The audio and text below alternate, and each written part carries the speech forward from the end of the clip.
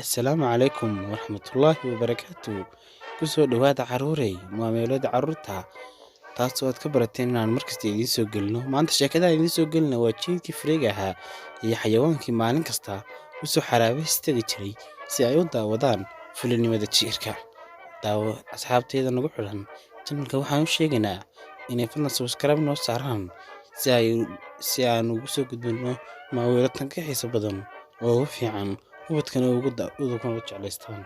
Jiirka yar noloshiisa waxaa cabsi gelisay wax kasta oo agagaarkiisa ku sugan, xitaa caleemaha geedka ka soo daata quraanjada duqsiga, kaasoo marmarka qaar ka baqi jiray kaneecada waxyaabaha yaryar ee markasta dhulkaas ka marmara.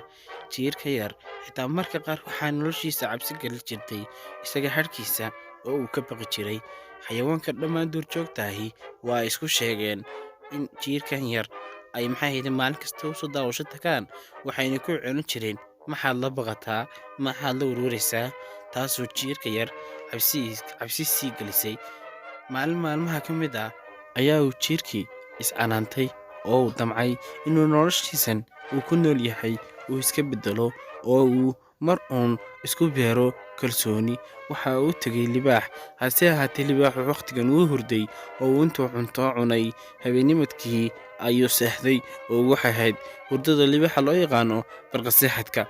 Jiirkii ayaa wuxuu raacay dibka libaaxa kaasoo doonaya inuu koro libaaxa dhabarka ayuu kaga fadhiistay. Libaaxa suu dhegta ula hadlo, jiirkii dhegta ayuu kala hadlay. Libaaxii waxa uu hadda isku dayayaa inuu kaco si uu ula hadlo jiirka. Libaaxii wuu baraarugay, waxaanuu eegay waxa dushiisa saaran, wuu gilgishay, hortiisana wuu soo dhigay. Jiirkii wuu baqay, waanu naxay, waxaanu ku ooyay hay cunin libaaxow, hay cunin caawi, hay cunin. Waxaa meesha ka maqnayn xayawaankii yararaa oo iyaguna argagaxay. Maanta jiirkii Freega ahaa waxaan ku dhacay ay ka xaraabaysan jireen, dhammaantood way naxsan yihiin, wayna yaaban yihiin, wayna qoslayaan. Libaaxii ayaa ku yidhi, maxaad doonaysaa jiirkaagan yari? Wuxuu yidhi, libaaxow, waxaan u baahanahay inaad caawiso, xayawaanka oo dhan way iga xaraabaystaan, wax kastana waan ka baqayaa, xitaa mararka qaar aniga ayaa iska baqaya, fadlan hay cunin ee caawi. Libaaxii ayaa uu intaa ku yidhi, xitaa mararka qaar waxaan ka baqayaa caleemaha geedaha ka soo daadanaya. Libaaxii intaa uu istaagay uu dib u joogsaday ayaa uu eegay hadalkiisiina. Libaaxii uu ka fikiray, maskaxda waa uu rurugay oo waxa uu yidhi, xididda macaanka badan leh ee halkan kugu timi, sidee ayaad ku dhaafi doontaa? Jiirkuna halkiisii ayuu tawaawaca ka sii watay. Libaaxii waa uu fikiray, jiirkiina rajo ayaa soo yara gashay. Haddaba caruurey, libaaxii ayaa qoslay ma adigoo xididda macaanka badan iyo subaxda barqada ah igu soo kalahay ayaan dhaafi karayaa, kuma dhaafayo. Jiirkii waxa uu ku bariyay, waan ku baryayaa hay cunin caawi, waan ku baryayaa hay cunin caawi. Jiirkii wuu ku celceliyay. Libaaxii haddana mar kale ayaa uu ku yidhi, orodoo iga tag, kuma cunayee, adigu waxna iima taraysid, waxna iima yeeli kartid, ee orodoo magaalkaaga iska gal. Jiirkii isagoo baqaya ayuu haddana mar labaad codsi weydiistay. Mar labaad uu ka fikiray libaaxii oo uu ka fikiray sidii leeg ayuu libaaxii mar dambe u eriyay oo uu ku yidhi, orodoo iska tag. Xayawaankii yaryara oo argagaxsan oo iyaguna daawanaya ayaa meesha ka yaacay. Maalmaha ka mid ah ayaa libaaxu sidii caadada u ahayd u ugaarsiga tegay, laakiin maanta isaga ayaa la ugaarsaday. Haddaba su'aashu isweydiinaya libaaxu waxa weeye, yaad u qaylinaysaa, yaa ku caawinaya, yaad sidaas leedahay maanta ma cimbid? Libaaxu waxa uu og yahay inuu yahay boqorka keenta, inay cidna ka sarrin, cid caawisaana aanay ka sarrin, oo isaga uu cid caawiyo. Haddaba waa uu iska niyad jabay libaaxu, waxaanu is yidhi iska aamus intii ugaarsaduhu qayladaada kuugu iman lahaa.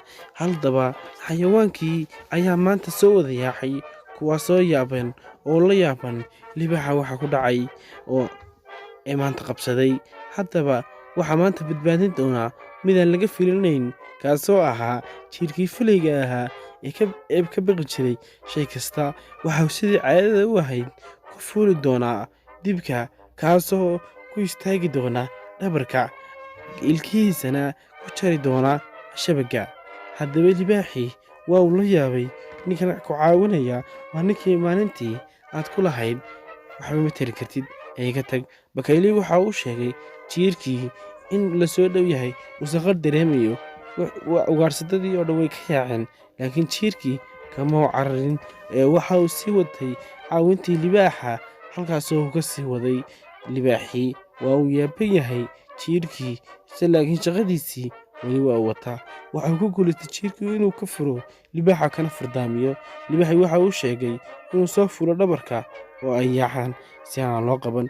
Libaaxii waa uu cararay, waxaanu tegay hoygiisii. Waxaa si xarrago loogu fadhiistay jiirka si uu uga soo dego dhabarka oo uu u yimaado hortiisa.